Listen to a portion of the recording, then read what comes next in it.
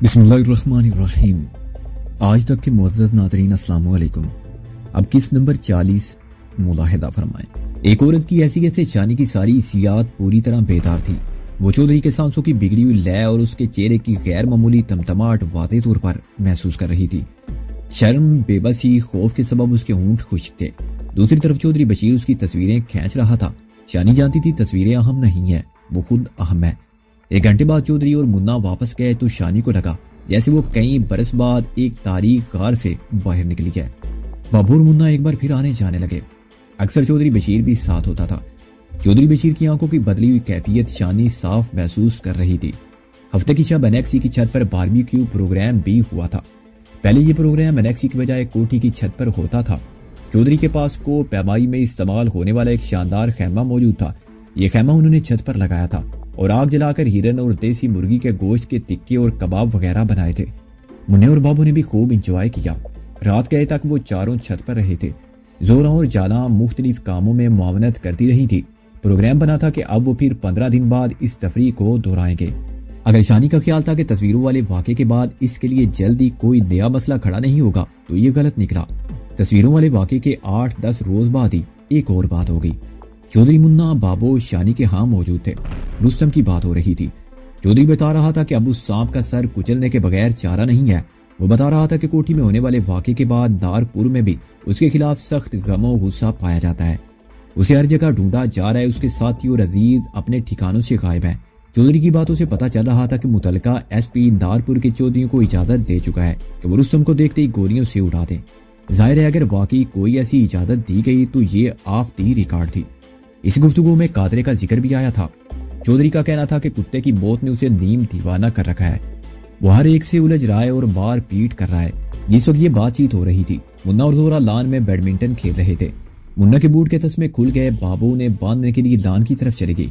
उसके जाते ही चौधरी के लबो लहजे में अजीब सी बेबाकी आ गई। वो ज़ेरे लब मुस्कुराते हुए बोला, भाई तुम्हारा वो पोज अभी तक मेरे दिमाग में घुसा हुआ है। जी चाहता है कि एक बार फिर तुम्हारे सर पर बहुत से लाल फूल फेंके जाएं, कुछ तुम्हारे बालों में अटक जाएं, कुछ कंधों पर पड़े रहें और तुम्हारी तस्वीर उतारी जाए। जी वो सहम कर बस यही कह सकी। जी से क्या मतलब? वो बदसूर मुस्कुराते हुए बोला, मेरा मतलब है। आवाज उसके हल्क में अटक गई। वो आगे कुछ नहीं कह सकी। वो सवालिया नजरों से उसकी तरफ देखता रहा जैसे उसकी तरफ से हाँ या ना में जवाब चाहता हो। शानी के गले में फंदा सा लग गया था। वो इकरार कर पा रही थी और ना इनकार। इसकी मुश्किल बाबू की वजह से आसान हुई। वो मुन्ने के तस्मे बांध कर इन दोनों की तरफ लौट रही थी। वो पास आकर बोली, जी हाँ, क्या गलबात हो रही थी जेठ और भाभी में? कुछ नहीं, मैं इसे पूछ रहा था कि अपनी बाबू की सेहत अब तुम्हें कैसी लग रही है। फिर क्या कहती है ये? इसकी फिक्रमंदी कम नहीं हो सकती। लगता है कि दिन रात सोचती ही तुम्हारे बारे में है। बाबू ने शानी का हाथ थामते हुए कहा, कुछ नहीं होगा। अगर मैं इसी तरह तुम्हारे हंसते मुस्कुराते चेहरे देखती रही तो बीमारी मेरा कुछ नहीं बिगाड़ सकती। शानी बोली, बाबू तुमने कहा था मैं तुम्हें हजरत साहब से मिलवाऊंगी। इस बार वो बड़ी जल्दी में आए थे। मुश्किल से आध घंटा ही रुके होंगे यहाँ। अपने किसी मरीज को देखने उन्हें लाड़काना जाना था। बड़ी छेती में थे। 10 बजे जहाज का टाइम था। अगली बार आएंगे तो रुकेंगे। कुछ देर बाद बाबू, मुन्ना, चौधरी चाय पीकर चले गए। उनके जाने के बाद शानी देर तक बरामदे में बैठी रही और चौधरी बशीर की खड़ी की हुई नई मुसीबत के बारे में सोचती रही। इस हवाले से चौधरी का रवैया एक संजीदा सनतकार की बजाय एक खलंडरे नौजवान का सा लग रहा था। उसकी तस्वीर खींचने की बात कर रहा था और शानी जान चुकी थी कि यह तस्वीर कुछ ही तो बैद एक ढकोसला है। चौधरी के दिलो दिमाग में कुछ और चल रहा है। अब तक की सूरत हाल से शानी ने अंदाजा कर लिया था कि बाबू को चौधरी पर बड़ा मान है। वो इसे दूसरे चौधरियों से बिल्कुल मुख्तलिफ समझती है और उसका ख्याल है कि एक शोर की हैसियत से वो इससे पुरखुलूस मोहब्बत करता है। एक औरत के लिए मोहब्बत का ये एहसास एक असासे की तरह होता है और उस असासे के होते हुए वो अपने शरीके हयात की और बहुत सी खामियों और कोताहियों को नजरअंदाज कर देती है। बाबू भी ऐसा ही कर रही थी। वो शोर की सख्त गिरी, फजूल खर्ची, यारबाशी के साथ साथ बहुत कुछ बर्दाश्त कर रही थी। शानी के लिए मुमकिन नहीं था कि वो बाबू को चौधरी के रवैये के बारे में कुछ बताती। वो तो पहली खजा रसीदा पत्ते की तरह थी। हवा का हल्के से हल्का झोंका भी उसके लिए मुजर था। फिर मुन्ना था जो उसका आदी होता जा रहा था। उसे एक दिन की दूरी भी बर्दाश्त नहीं कर पाता था। वो एक दोहराए पर खड़ी सोचती रही। कुछ भी समझ में नहीं आ रहा था। आखिर उसने खामोश रहने का फैसला किया। चौधरी का रवैया भी मुबम था। इस गैर वादे रवैये की वजह से उसे कोई ऐसा कदम नहीं उठाना चाहिए था जो बाबू और मुन्ने के लिए शदीद रंज का बायस होता। जहां तक तस्वीरें उतरवाने का ताल्लुक था, ये मामला भी उसने आने वाले कल पर छोड़ दिया। हो सकता था कि चौधरी खुद ही समझ जाता और इस बात पर ज्यादा इसरार न करता। दूसरी सूरत में बामर मजबूरी वो मुन्ने की मौजूदगी में एक दो तस्वीरें उतरवा भी सकती थी। वो रात गए तक कशमकश का शिकार रही, कभी एक रुख से सोचने लगती, कभी दूसरे रुख से। अगले दिन शानी धड़कते दिल के साथ सापैर का इंतजार करती रही। उसके साथ साथ चौधरी के रवैये के बारे में भी कयास करती रही। चौधरी और बाबू अमूमन 3 बजे के करीब आते थे, कभी कभार 4 भी बज जाते थे, लेकिन उस दिन 4 बजे और 5-6 बज गए, उनमें से कोई नहीं आया। ना कोठी से किसी तरह का पैगाम मौसूल हुआ। शानी समझ गई कि मामला फिर गड़बड़ हो गया है। कल शानी ने चौधरी की बात का कोई वाज़ेह जवाब नहीं दिया था। वो अपने मुखातिब की पेशानी पर नमूदार होने वाली मामूली सी लकीर को भी भांप लेता था। शानी के अंदर पछतावा नमूदार होने लगा। रात तक इसका दिल गवाही देने लगा कि इसने इस 4 दीवारी के मालिक को, आका को एक बार फिर नाराज कर दिया है। अब क्या होगा? इसने बेहद तशवीश के आलम में सोचा, क्या चौधरी बशीर एक बार फिर बाबू और मुन्ने को इससे दूर कर देगा? क्या बाबू एक बार फिर बुझ कर रह जाएगी? आने वाले 1-2 दिनों में इसके अंदेशे दुरुस्त साबित हो गए। सफेद पथरीली दीवार एक बार फिर आसमान तक बुलंद हो गई थी। बाबू और मुन्ना दीवार की दूसरी तरफ थे। उनकी कोई खबर आई और ना शानी की तरफ से कोई खबर उनकी तरफ गई। तीसरे चौथे दिन की बात है। शानी शावर के जरिए फूलों की क्यारियों में पानी दे रही थी। ये दोपहर 2:30-3 बजे का वक्त था। अचानक संगी दीवार के पास से किसी के दाड़ने और नायत करख लहजे में बोलने की आवाजें आई। शानी एकदम से सहमकर बरामदे की तरफ आ गई। इसे महसूस हुआ ये कातरा है। वो दरमियानी दरवाजे के करीब मौजूद है और गुस्से में फुनकार रहा है। शानी की निगाहों में वही नक्शा घूम गया जब कादरे ने गजब से मगलूब होकर इसे जिंदा जला देने की धमकी दी थी। क्या वो एक बार फिर इसकी तरफ आ रहा था? यह बेहद खौफनाक अंदेशा था। वो आवाज को ध्यान से सुनने लगी। जल्दी से अंदाजा हो गया कि ये तेज से फटी हुई आवाज चौधरी कादरे की नहीं, चौधरी बशीर की है। वो अपने किसी मुलाजिम पर बुरी तरह बरस रहा है। कुछ देर बाद ये आवाजें दीवारों से दूर चली गईं। बहरहाल उनकी शिद्दत आहंग में किसी तरह की तब्दीली वाक़ई नहीं हुई थी। फिर यूं लगा जैसे किसी को बेल्ट या चप्पल वगैरह से मारा जा रहा है। मार खाने वाला मिन्नत समाजत कर रहा था। 5-10 मिनट बाद ये शोर मालूम हो गया।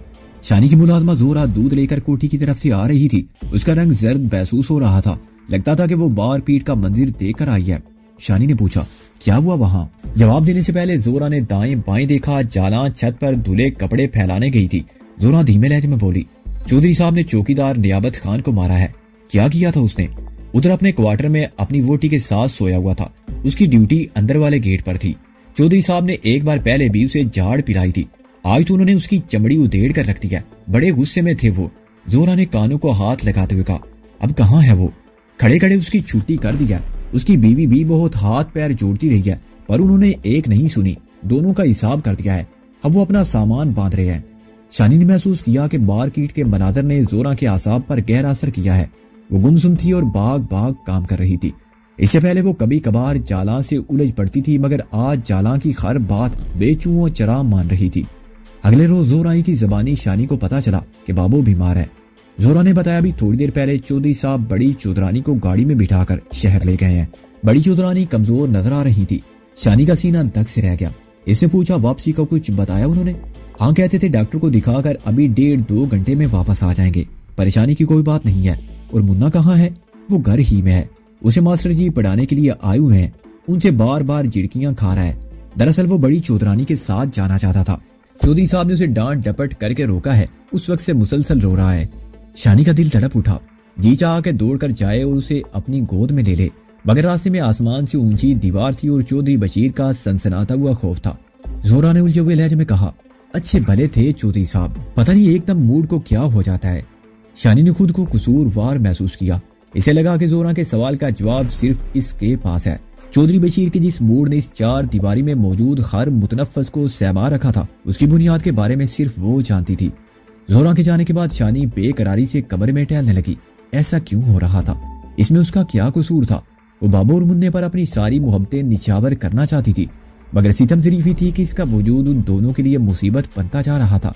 इसका दिल चाहा कि वो सब कुछ छोड़ छाड़ कर यहाँ से निकल जाए, लेकिन वो निकल कैसे सकती थी? यहाँ चारों तरफ पैरे थे और ऊंची दीवारें थी, और फिर बाबू को और मुन्ने को छोड़कर जाना इतना आसान भी तो नहीं था। यूं लगता था कि वो दोनों इसकी जान का हिस्सा है। और फिर बाबू की बीमारी। शानी का दिल तो चाह रहा था कि वो बाबू को चंद लम्हों के लिए भी दिगाह से ओझल ना करे। चौधरी बशीर रात 10 बजे के करीब कोठी वापस आ गया। बाबू भी उसके साथ थी। शानी को इत्मीनान महसूस हुआ। अगले रोज बहाने बहाने से उसने जोरा को 2-3 बार कोठी भेजा। वो चाहती थी कि बाबू की तबीयत का कुछ पता चले, मगर नाकामी हुई। दूसरी तरफ तेज औरत जाला ने भी भांप लिया कि शानी जोरा को बेसबब कोठी भेज रही है। उसने शानी से तो कुछ नहीं कहा, मगर जोरा को बुरी तरह लिताड़ा, गालियां तक दी। यानी वो गर्ज तो जोरा पर रही थी, मगर सुना शानी को रही थी। शानी को कराइन से पता चलता रहा था कि बाबू बदसूर बिस्तर पर है। उसकी बेचैनी बढ़ती जा रही थी। 3-4 दिन बाद वो लाचार हो गई। इसने तयशुदा असूलों की खिलाफ वर्दी करते हुए जाला के खात चौधरी बशीर को पैगाम भेजा कि वो उससे बात करना चाहती है। जाला ने वापस आकर नखुवत भरे लहजे में कहा, चौधरी जी कहते हैं कि वो खुद नहीं आ सकते, लेकिन फोन पर बात करेंगे। कब, उसका पता नहीं। कुछ पुलिस वाले आए हुए हैं, उनके साथ बैठे हैं। शानी तकरीबन सारा दिन बेकरारी से चौधरी के फोन का इंतजार करती रही। शाम के बाद फोन की घंटी बजी। शानी ने रिसीवर उठाया। दूसरी तरफ से चौधरी की भारी भूजल आवाज आई, हेलो, मैं बशीर बोल रहा हूँ। मैं आप ही के फोन का इंतजार कर रही थी। शानी ने अपनी धड़कनें संभालते हुए कहा। चौधरी खामोश रहा। वो चंद लम्हे इंतजार करने के बाद बोली, मैं जानती हूँ मुझे जाला को आपकी तरफ नहीं भेजना चाहिए था, पर बाबू की तरफ से मैं इतनी फिक्रमंद थी कि मजबूर होगी। वो कल से कुछ ठीक है, खाना वगैरह भी खा रही है, परेशानी की बात नहीं है। क्या हुआ था उन्हें? चौधरी ने मुख्तसर अल्फाज में बताया कि शायद ज्यादा सर्दी की वजह से सांस की तकलीफ हो गई थी। डर रही थी और कह रही थी कि मेरी तबीयत वैसी ही हो गई है जैसी दौरा पड़ने से पहले होती है, इसलिए फौरी तौर पर हॉस्पिटल जाना पड़ेगा। कुछ देर तक बाबू की बातें होती रही। फिर शानी ने जरा झिझकते हुए कहा, आप कितने दिन से आए नहीं? वैसे ही, चौधरी ने जवाब दिया। कहीं मैंने कोई ऐसी वैसी बात तो नहीं कह दी जो आपको बुरी लगी हो? नहीं, ऐसा तो नहीं है, चौधरी ने कहा। शानी ने खुद पर जबर करते हुए कहा, उस दिन आपने तस्वीर उतारने की बात की थी, अगले दिन आप आई नहीं। मुझे लगा था कि मुझे जाना नहीं चाहिए। क्यों? बस वैसे ही। चौधरी के लहजे में फतेह बंदी की झलक नजर आने लगी थी। हर बात की कोई ना कोई वजह तो होती है, आप वजह नहीं बताते और चुप भी हो जाते हैं। थोड़े से तवक्कुफ के बाद चौधरी का लहजा शगुफ्ता हो गया। अच्छा भाई, नहीं चुप होता। कब आएंगे? चलो कल आएंगे, चाय पियेंगे और कहोगी तो तस्वीरें भी खींचेंगे। अब खुश हो? शानी जी के सिवा कुछ भी ना कह सकी। रात जैसे तैसे गुजर गई। सुबह से शानी की तबीयत में बेचैनी थी। इसे अंदाजा हो रहा था कि अगर चौधरी बशीर आया तो बाबू उसके साथ नहीं होगी, यानी वो अकेला होगा या मुन्ना उसके साथ होगा। ये बात भी यकीनी थी कि अब चौधरी का रवैया ज्यादा बेबाकाना होगा। कुछ नहीं कहा जा सकता था कि वो किस तरह पेश आएगा। वो शानी की दुखती रग ढूंढ चुका था। उसे मालूम था कि वो बाबू को गमजदा नहीं देख सकती और ना मुन्ने के आंसू से बर्दाश्त होते हैं। सफेर के बाद चौधरी कोठी और अनेक्सी के दरमियान दरवाजे पर नमूदार हुआ। ये देखकर शानी को जरा तसल्ली हुई कि मुन्ना भी उसके साथ था। कैमरा मुन्ने के गले में झूल रहा था, दीगर चीजें बैग में थी और बैग चौधरी के पास था। दोनों मुस्कुराते बातें करते आ रहे थे। शानी ने मुन्ने को उठाकर चूमा, फिर बाबू का हाल अहवाल पूछा। चौधरी ने बताया कि वो दवा खाकर सोई हुई है, अब पहले से बेहतर है। चाय वगैरह पीने के बाद वो कमरे में आ गए। अब असल काम शुरू हुआ। चौधरी कैमरा वगैरह सेट करने लगा। शानी बहुत मोहतात थी। वो नहीं चाहती थी कि इसकी पेशानी पर कोई शिकन नमूदार हो और चौधरी फिर से बिगड़ जाए। पहली 2-4 तस्वीरें चौधरी ने शानी और मुन्ने दोनों की खींची। तब उसने जोरा से एक टोकरी में बहुत सारे छोटे सुर्ख फूल मंगवाए। शानी को एक खास जाविये से खिड़की के करीब बिठाया। कैमरे की आंख से मुख्तलिफ जावियों से देखने के बाद वो कुछ मुतमईन नजर नहीं आ रहा था। शानी ने जो लिबास पहना हुआ था उसमें भी सुर्ख रंग गालिब था। सुर्ख फूल उसमें दब रहे थे। कोई और लिबास पहनाओ, उसने शानी से कहा। बल्कि मेरा ख्याल है वो फिरोजी साड़ी पहन लो जो मकबूल ने तुम्हें ला कर दी है। चंद सेकंड तजम्मुम में रहने के बाद शानी उठ गई और लिबास बदल कर आ गई। चौधरी की जलती नजरें इसके सरापा में दंसती चली गई। शानी को लगा जैसे वो इसके सामने बेलिबास खड़ी है। उसकी हथेलियों पर पसीना आ गया। शानी को खास रुख से बिठाने और उस पर सुर्ख फूल उलटने के बाद चौधरी ने 2-3 जाविये से उसकी तस्वीरें खींची। उसके हाथ गाये बगाए बेबाकी से इसके जिस्म को छू रहे थे। शानी को अपनी मर्जी से उठने बैठने का हुक्म देते चौधरी के चेहरे पर तमतमाहट नजर आने लगी थी। कुछ देर बाद चौधरी ने मुन्ने को ये कहकर बाहर भेज दिया कि वो जोरा के साथ मिलकर गुलदस्ता बनाए। अब शानी और चौधरी कमरे में अकेले थे। शानी के लिए ज्यादा मुश्किल बरहला शुरू हुआ। चौधरी की बेबाकी बढ़ गई। तुम्हारी फिगर फोटोग्राफी के लिए इतनी मौजू है कि तुम तसव्वुर भी नहीं कर सकती। अगर तुम जैसी लड़की मॉडलिंग वगैरह में हो तो धूम मचा दे। शानी बस मुस्कुरा कर रह गई। अगर तुम बुरा ना मानो तो मैं तुम्हारी एक तस्वीर खास क्लासिकल अंदाज में खींचना चाहूंगा। बड़ी शानदार तस्वीर होगी। कैसे? मैं बताता हूँ। वो तेज सांसों के दरमियान बोला, यहाँ इस सिंगल बेड पर लेट जाओ। शानी की पेशानी पर पसीना आ रहा था। वो झिझकती हुई दीम तराज हो गई। चौधरी ने उसे बताया कि वो अपनी कूनी नीचे टेक कर हाथ कनपटी पर रख ले और रुख कैमरे की तरफ करे। शानी चौधरी की हिदायत के मुताबिक पहलू के बल लेटी तो शर्म से तप गई। इसे अंदाजा हो रहा था कि जिस्म सरतापा नुमाया हो गया है। ये उससे ज्यादा उसके जिस्म की तस्वीर थी। चौधरी से फन के रुमूज बताते हुए बोला, खिड़की तुम्हारे हकम में है। तस्वीर में आने वाली सारी रोशनी पीछे से आ रही है। तुम्हारे खदोखाल नुमाया नहीं होंगे। ये वाले किसी तस्वीर होगी, बाएं पहलू की ऊपर वाली लाइन नुमाया होगी, बायां रुखसार नजर आएगा, बाएं कान और उसके जुमके पर रोशनी पड़ेगी। बल्कि अगर तुम्हें कोई तस्वीर में पहचानना चाहे तो शायद आसानी से पहचान भी ना सके। जबरदस्त क्लासिकल पोज है। एक्सपोज करने से पहले शानी के पोज को मजीद दुरुस्त करने के लिए वो उस पर झुकाया। उसकी सांस तेजी से चल रही थी, हाथों की हरकत में अजीब सी जानी कैफियत थी। साड़ी का पल्लू शानी के सीने पर था। उसने बड़ी बेबाकी से ये पल्लू नीचे करके ब्लाउज के गिरेबान को नुमाया कर दिया। फिर उसके हाथ शानी की कमर पर आ गए। वो कमर के खम को दुरुस्त कर रहा था। शानी के लिए अब मजीद बर्दाश्त करना मुमकिन नहीं था। वो एकदम उठकर बैठ गई। क्या हुआ? वो मसनूई हैरत से बोला। वो कुछ नहीं बोली, बस उसकी आंखों से आंसू गिरने लगे।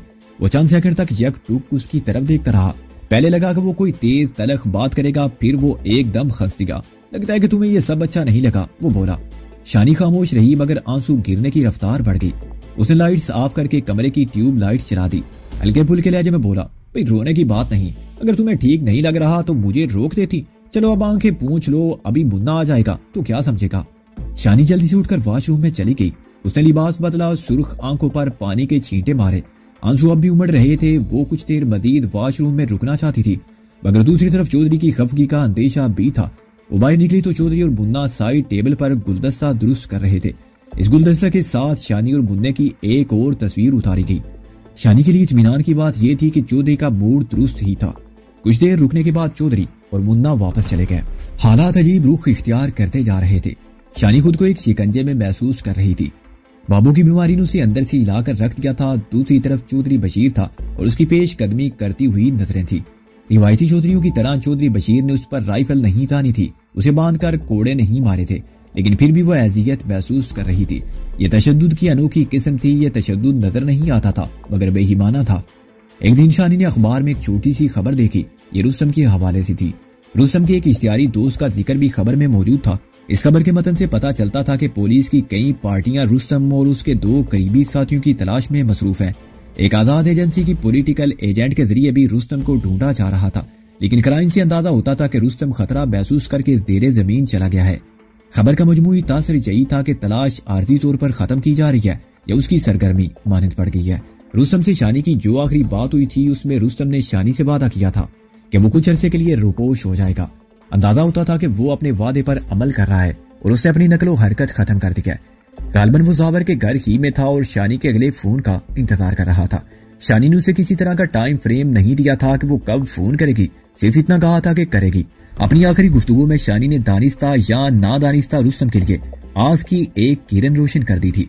अब यकीनन वो इस किरण की रोशनी में बैठा था और उसकी राह देख रहा था, लेकिन यहाँ हालात किसी और रुख पर चलना शुरू हो गए थे। शानी की समझ में नहीं आ रहा था कि वो इस सूरत हाल से कैसे ओदा भरा हो। बाबू से उसकी मुलाकात हुए 15-20 रोज हो चुके थे। पिछली मुलाकात में शानी ने चौधरी से कहा था कि वो बाबू को देखना चाहती है। अब इस बात को भी 3 रोज गुजर चुके थे। उस रोज शाम के फौरन बाद जाला ने उसे बताया कि बाबू उसे बुला रही है। क्या चौधरी साहब ने इजाजत दे दी है? इजाजत दी है चौधरानी, इसीलिए तो आपको लेने आई हूँ। शानी के दिल में और तरह का अंदेशा छा गया। बाबू की तबीयत ज्यादा खराब तो नहीं है? ज्यादा खराब तो नहीं, पर ठीक भी नहीं है, जाला ने कहा। कुछ ही देर बाद जाला के साथ शानी कोठी की तरफ जा रही थी। अनेक्सी में आने के बाद ये पहला मौका था कि वो संगे मरमर की सफेद दीवार की दूसरी जानिब जा रही थी। आज सर्दी मामूल से ज्यादा थी, तेज हवा चल रही थी। शानी दरमियानी दरवाजे में से गुजरकर दूसरी तरफ आ गई। वसीलान में जामन, गूंदे, सफेदे के पेड़ चूम रहे थे। एक बरामदे में से गुजरकर वो अंदरूनी हिस्से में दाखिल हुई। जहाँ पहुंची कदे खरारत का एहसास हुआ। कोठी का अंदरूनी हिस्सा शानदार था। सागवान के बुलंद मेहराबी दरवाजे, दबीज कालीन, बारी पर्दे, फानूस और वो सारी जदीद आराइश नजर आ रही थी जो पुरशिकवा इमारतों का खासा होती हैं। कमरों के दरमियान में से गुजरते हुए इक्का दुक्का मुलाजमाएं भी दिखाई दी। तब वो दोनों एक कुशादा कमरे में दाखिल हुई। यहाँ मुन्ना सोफे पर बैठा था और टीवी पर कार्टून देख रहा था। उसने आवाज बंद रखी थी ताकि बीमार माँ डिस्टर्ब न हो। बाबू करीबी एक आराम था, बिस्तर पर दराज थी, उसके सीने तक लिहाफ खींचा हुआ था और वो पहले से कमजोर नजर आ रही थी। उसके सराहने साइड टेबल पर कुछ चकीमी एलोपैथिक दवाएं भी रखी हुई थी। एक अजीब चीज भी शानी को दिखाई दी। ये एक पिंजरा था जो बिस्तर से थोड़े फासले पर एक तपाई पर रखा हुआ था। मुस्ततील शक्ल के बड़े पिंजरे में 2 तोते बंद थे। वो अपनी चौंका देने वाली गोल आंखों के साथ शानी की तरफ ही देख रहे थे। पिंजरे के दरमियान एक रुकावट थी जिसकी वजह से दोनों तोते अलग-अलग खाने में दिखाई देते थे। शानी उन परिंदों को नजरअंदाज करती बाबू की तरफ बढ़ी। बाबू ने उठने की कोशिश की, मगर शानी ने उसे उठने नहीं दिया। वो उसके ऊपर ही झुककर उससे बगलगीर हो गई, फिर उसका सर और माथा चूमा। शानी के साथ साथ बाबू की आंखों में भी आंसुओं की नमी आ गई। शानी ने बाबू का हाल अहवाल पूछा और उससे तसल्ली तशफी की बातें करने लगी। मुन्ना टीवी छोड़ छाड़ कर शानी की गोद में आ बैठा। शानी को अपने हाथ देखकर वो बहुत हैरान भी था। तुम्हारे अब्बू कहाँ हैं? वो किसी काम से गए हैं, अभी आ जाएंगे, मुन्ने की बजाय बाबू ने जवाब दिया। कहीं दूर गए हैं? वही मुलाजिम है ना शादा, जिसकी टांगे तोड़ गया है वो बदमाश। हाँ, उसका ऑपरेशन है कल बड़े हॉस्पिटल में, उसे पैसे देने गए होंगे। मैंने कहा भी था किसी बंदे के हाथ भेज दें, कह रहे थे नहीं मैं खुद जाऊंगा। उसका हौसला बढ़ेगा, वो वफादार मुलाजमों का बड़ा ख्याल रखते हैं। ठीक कहती हो, शानी ने उनकारा भरा। उनमें और उनके चाचे बाबे के पुत्रों में जमीन आसमान का फर्क है शानी। बेशक ऊपर से ये भी सख्त हैं पर अंदर से सख्त नहीं है। नारपुर की बिरादरी उन्हें इसलिए नहीं चंगा समझती कि उनके साथ बैठकर उन जैसी बातें नहीं करते। बाबू बात जारी रखते हुए बोली, इनका दिल बिल्कुल और तरह का है शानी। मेरी बीमारी को इन्होंने अपना रोग बनाया हुआ है। कारखाने से टेलीफोन करके पूछते हैं कि दवाई खाई है या नहीं। नारपुर का कोई और चौधरी होता ना तो मेरे जैसी रोगी को पलट कर भी ना देखता, 2-4 हजार पल्ले से बांध कर माँ प्यू के घर भेज देता और नया ब्याह रचाने के चक्कर में पड़ जाता। बाबू के लहजे में मान था और एक छुपी हुई खुशी थी। वो अपने शोहर की वफादारी का जिक्र कर रही थी। शानी उसे कैसे बताती कि उसका शोहर भी नारपुर के चौधरियों से बहुत ज्यादा मुख्तलिफ नहीं है। फर्क शायद सिर्फ ये है कि ये पढ़ लिख कर कुछ शाइस्ता हो गया है और इसका तरीका वारदात बदल गया है।